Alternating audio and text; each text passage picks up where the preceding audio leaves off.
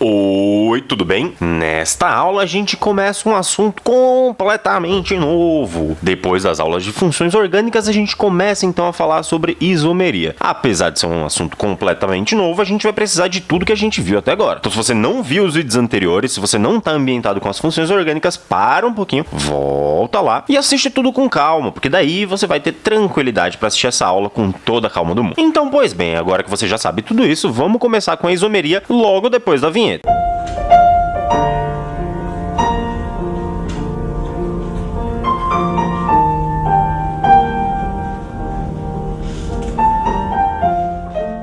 Então vamos começar a falar de isomeria e eu quero começar bem tranquilo com você, porque eu quero que você preste bastante atenção nesse início, que ele é completamente importante pro restante da isomeria, que é uma matéria bem rápida, então se você pegar esse comecinho, você não vai mais se preocupar com o restante. E a gente vai começar então definindo o que é isomeria e por que isso é importante para sua vida. Olha, a gente vai fazer assim, ó. A isomeria é o estudo das diferentes estruturas que nós conseguimos obter a partir de uma mesma fórmula molecular. Então eu vou escrever isso aqui. E por que então isso é importante para nossa vida? Pensa lá no começo da química orgânica, né? A gente viu no comecinho lá da química orgânica que as pessoas não estudavam muito química orgânica lá no passado. Até o Kekulé chegar e colocar lá os quase que postulados dele, de como se comportava o carbono. E nessa época conheciam-se poucos compostos orgânicos. Então era fácil guardar esses compostos orgânicos e rotular esses compostos orgânicos simplesmente com a fórmula molecular dele. Eu guardo lá no meu laboratório um frasquinho com uma fórmula molecular dizendo que é o meu composto orgânico. E como eu só conheço ele mesmo, é fácil de chamar ele pela fórmula molecular. O problema é que quando a gente começa a descobrir muitos outros compostos orgânicos, a gente começa a perceber que existem outras estruturas que possuem exatamente a mesma fórmula molecular daquele outro composto que a gente já tinha descoberto anteriormente. E aí começa a complicar um pouco essa nomenclatura dos compostos. Então começa a se exigir mais informações sobre os compostos e não simplesmente rotulá-los pela fórmula molecular. E existem diversas outras características que podem caracterizar esses compostos. E dentre elas a gente vai focar na estrutura. Eu quero olhar para as diferentes estruturas que eu posso desenhar a partir de uma mesma fórmula molecular. E é muito interessante também para que você consiga entender as diferentes características de compostos com a mesma fórmula. Ué, como que compostos com uma mesma fórmula molecular se comportam tão diferente na natureza? Ou será que eles sempre vão ter um comportamento muito parecido? Então é muito importante para a química e para a ciência de um modo geral entender o comportamento desses compostos que têm um mesmo peso molecular, mas comportamentos diferentes na natureza. É muito importante para nós conhecer como que a natureza funciona e como que as coisas interagem na natureza. E agora que você já entendeu, né, para que serve essa linda isomeria na química, você vai adorar o que a gente vai ver aqui agora e você vai perceber que a gente vai falar muito sobre um termo que vai ser bastante importante daqui para frente na isomeria. A gente vai falar dele toda hora, que é a presença, portanto, e a identificação, portanto, do que nós chamamos de isômeros. E quem que são os isômeros, né? Nesse estudo das diferentes estruturas, os isômeros são exatamente essas diferentes estruturas. Ou seja, são os diferentes compostos com a mesma fórmula. Então a isomeria é o estudo dos isômeros, que são exatamente os diferentes compostos. Então só escrevi aqui o que eu comentei agora, e FM vai ser então a nossa fórmula molecular. Vou até colocar aqui do ladinho para você não esquecer mais. Vou abreviar para eu não morrer aqui escrevendo fórmula molecular toda hora. Então você precisa daqui para frente aprender a identificar esses compostinhos que nós chamaremos de isômeros. Daí ficou assim, vou te dar exemplo aqui agora. Olha só, olha esse exemplo aqui, ó. Eu quero que você pense aqui junto comigo rapidinho sobre um composto de fórmula C4H10. Como assim, Taif?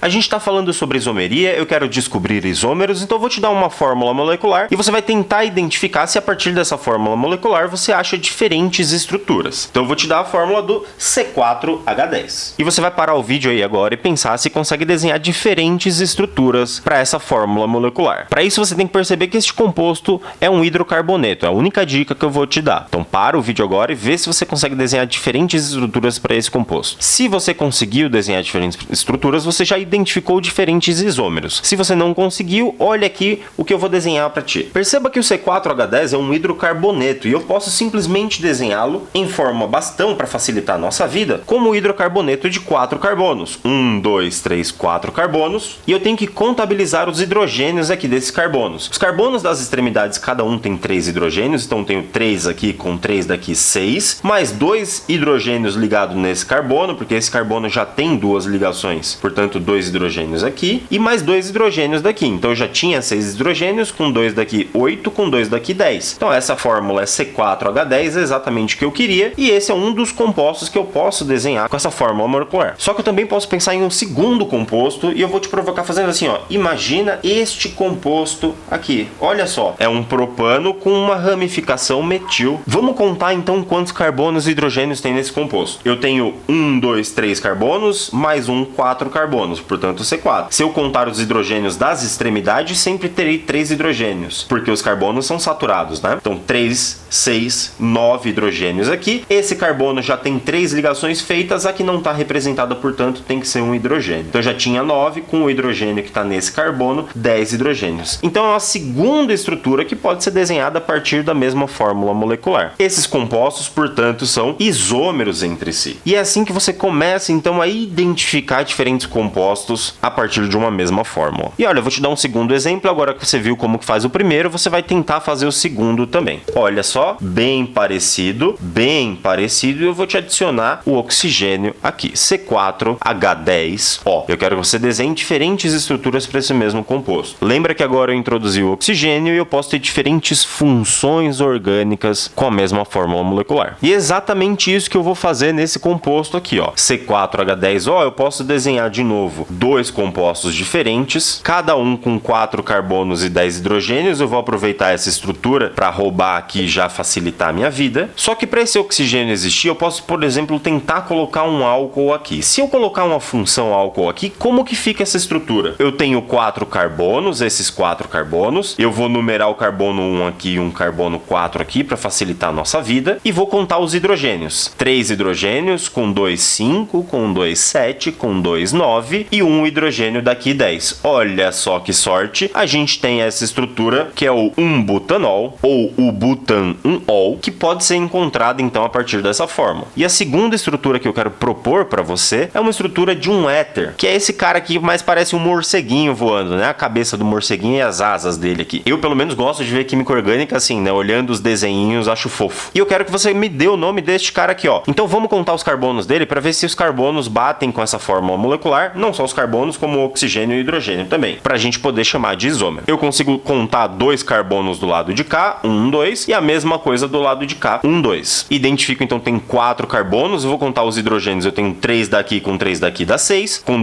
2 dá 10. Opa, então essa fórmula realmente é isso, porque eu tenho oxigênio aqui no meio. Então eu posso dar o nome para esse cara, é o etoxietano. Ou seja, eu estou começando a te introduzir diferentes compostos que podem ser identificados a partir da mesma fórmula, mas para que você tenha costume de fazer isso. Perceba que você não vai conseguir do nada identificar diversos compostos a partir da mesma fórmula molecular. Na verdade, isso é uma questão de treino. Então você tem que fazer bastantes compostos diferentes para conseguir identificar sempre a isomeria nas questões dos vestibulares. Então o segredo da isomeria é treino. Eu estou te passando esses iniciais para que você consiga identificar. Mas óbvio que tem uma regrinha que a gente vai seguir que eu vou te explicar aqui. Calma aí, segura aí que a gente vai falar daqui a pouco. Mas o que eu quero que você foque aqui agora é exatamente que são compostos diferentes e que eu posso chamar, portanto, de isômeros. E que é muito importante, então, que a gente saiba reconhecer essa diferença, porque são compostos que se comportam diferente na natureza. Isso significa o que, Taif? Significa que são compostos de temperatura de fusão e de ebulição diferente, de solubilidade em água diferentes, e que se um químico comete um erro de confundir os compostos, por exemplo, pode ser muito prejudicial a alguém ou a algum processo químico. Então é muitíssimo importante a gente conhecer muito bem as isomerias que podem aparecer entre compostos. Então perceba um exemplo clássico de funções que a gente já viu mostrando exatamente isso. E você começa a perceber também que essa isomeria aparece de vários jeitos diferentes pra gente. E se ela pode aparecer de vários jeitos diferentes, é melhor que a gente estruture melhor esse conhecimento, fica mais fácil de entender a isomeria. Então a gente separa a isomeria em alguns tipos de isomeria específicos que eu vou listar para você aqui agora. Na verdade, eu prefiro começar falando que essa isomeria ela é dividida em 2 grandes grupos. O primeiro grupo que a gente vai olhar é o grupo dos compostos que apresentam diferenças em suas estruturas planas, portanto nós chamaremos de isomeria plana. Então temos um primeiro grande grupo que chama-se grupo da isomeria plana. E essa isomeria plana ela vai ser dividida em 5 5 tipos e são esses tipos que a gente vai estudar aqui hoje. Os tipos são os seguintes: isomeria plana de função, então eu posso ter diferentes funções com uma mesma fórmula molecular. Nós temos um segundo tipo de isomeria que nós chamaremos de tautomeria. O nome é estranho, mas não se preocupe. O terceiro tipo, então, é o que nós chamaremos de isomeria de cadeia.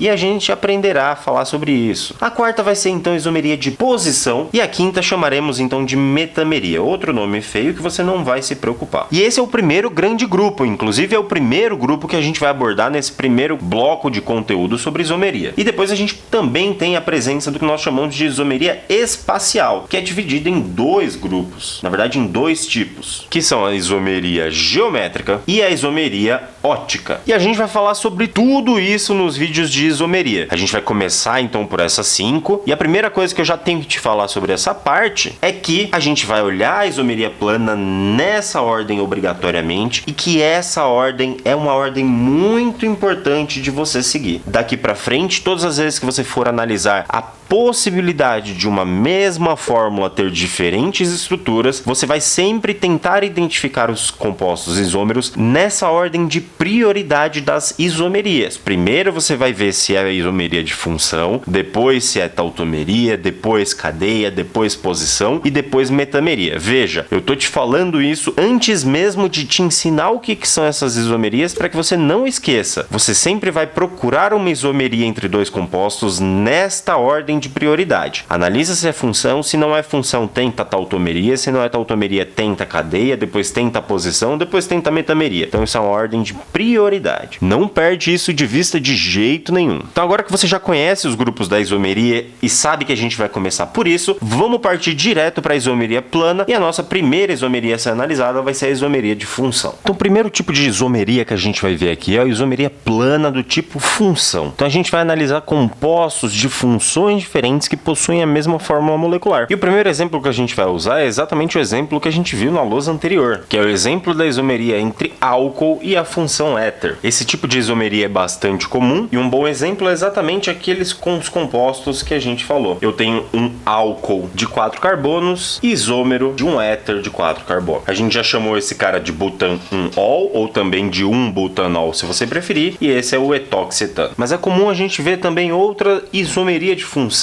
bastante recorrente nos vestibulares, que é a isomeria entre a função aldeído e a função cetona. Só que para o aldeído e cetona é bastante fácil a gente pensar, porque tanto o aldeído quanto a cetona apresentam aquela carbonila. A grande diferença entre um aldeído e uma cetona é a posição dessa carbonila. E é exatamente isso que a gente vai desenhar aqui. Se nós tivermos um composto carbônico de 4 carbonos, a carbonila aqui na ponta, a gente tem, portanto, um aldeído. Se nós tivermos o mesmo composto com os mesmos 4 carbonos e a carbonila no meio da cadeia, nós teremos então a presença de uma cetona. E se nós contarmos então a quantidade de carbonos, hidrogênios e oxigênios, nós vamos perceber que temos a mesma quantidade. Eu tenho 4 carbonos, portanto C4, 3 com 2, 5, com 2, 7 e mais um hidrogênio aqui, 8 hidrogênios e um oxigênio. Portanto, a fórmula de ambos os isômeros deve ser C4H8O. E para verificar se é verdade, nós contabilizamos aqui também. Portanto, 1, 2, 3, 4 carbonos, então C4 está igual. 3 hidrogênios, com 3 hidrogênios eu tenho 6. Com 2 hidrogênios aqui 8. Este carbono não pode fazer ligação, portanto C4H8O também. Perceba que aqui nós temos o butanal e aqui nós temos o composto da função cetona, é a butanona. E por último, eu acho importante também você considerar o exemplo da isomeria entre ácidos carboxílicos e a função éster. E para esse nosso último exemplo, eu quero que você pense no ácido propanoico, portanto um ácido de 3 carbonos, aqui 1, 2, 3 carbonos, e comparar então esse ácido propanoico com um éster que pode ter o mesmo tamanho de cadeia. Perceba que o éster precisa ter duas partes de cadeia, a cadeia que veio do ácido, a cadeia que veio do álcool. Então o éster não pode ter a mesma quantidade de carbonos aqui, senão não sobra carbono para o outro lado da minha cadeia do éster. Como é que é, Taif? Exatamente, o único jeito desses caras serem isômeros entre si é se a cadeia de um lado para o éster for um pouquinho menor, por exemplo,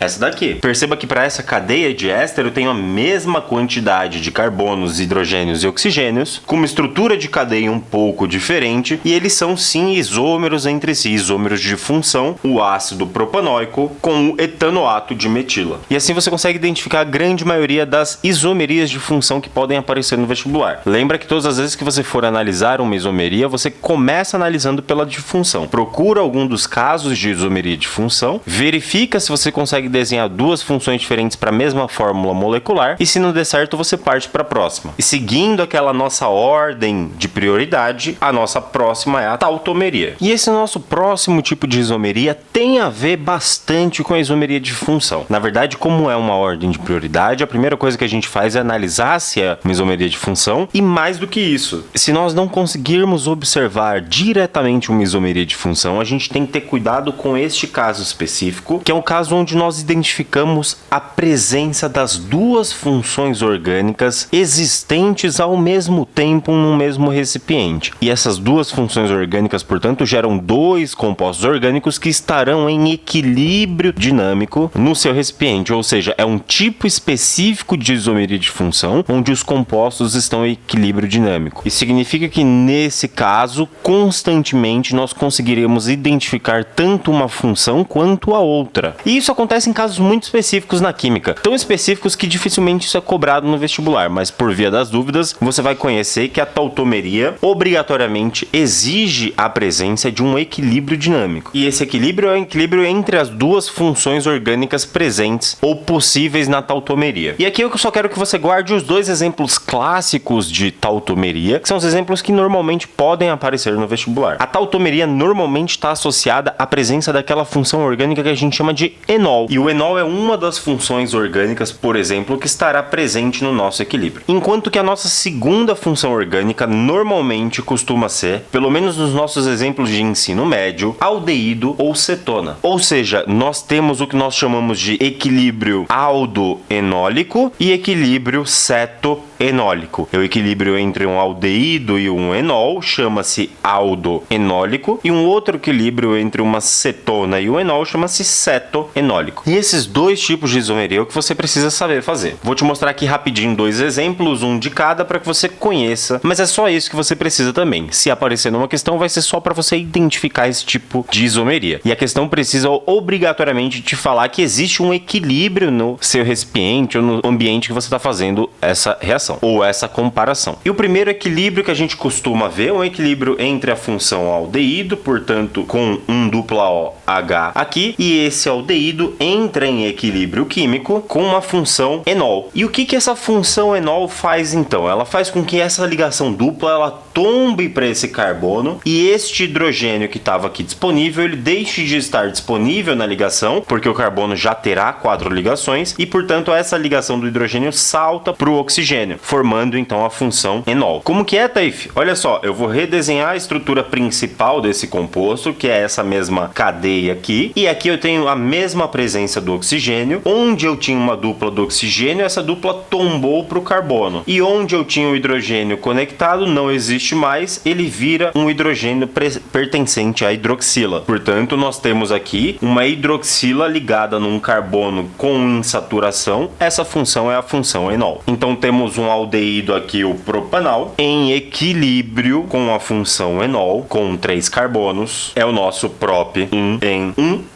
E está dado então o nosso primeiro equilíbrio. Esse equilíbrio é o que nós chamamos de equilíbrio aldoenólico, entre um aldeído e um enol. O segundo exemplo você já deve ter percebido que vai ser muito parecido. A grande diferença é que eu vou ter uma função cetona em vez de uma função aldeído. E eu posso ter, por exemplo, uma estrutura como esta daqui. Perceba agora que o que acontece é que essa dupla tomba para cá, dando a oportunidade de um hidrogênio ser jogado para o lado daquele oxigênio, formando a hidroxila. Aqui nós temos a função cetona, e é a menor cetona possível, portanto é a propanona. E aqui nós temos o outro composto, que é o prop em 2-ol. Olha a diferença entre esses dois compostos. São compostos diferentes, em equilíbrios diferentes. E eles coexistem ao mesmo tempo dentro de um recipiente, né? A gente está falando de um composto líquido aqui, o propan-1-ol, e a propanona também é líquida, a acetona é líquida. Então esses compostos coexistem ao mesmo tempo dentro de um mesmo recipiente. Parece difícil, mas é só isso que você precisa saber. As questões do vestibular não costumam abordar muito esse tipo de isomeria. Então, para que essa nossa aula não fique muito extensa, eu prefiro que a gente pare o conteúdo por aqui e a gente continua as outras isomerias no próximo vídeo. Então não faça os exercícios de isomeria ainda até ter visto o próximo vídeo. Terminando isso, você pode fazer todos os exercícios que virão na nossa lista de exercícios do Aulas a Mais. Muito obrigado por ter visto o vídeo até o final, eu espero que você tenha gostado. Nos vemos no próximo vídeo. Tchau!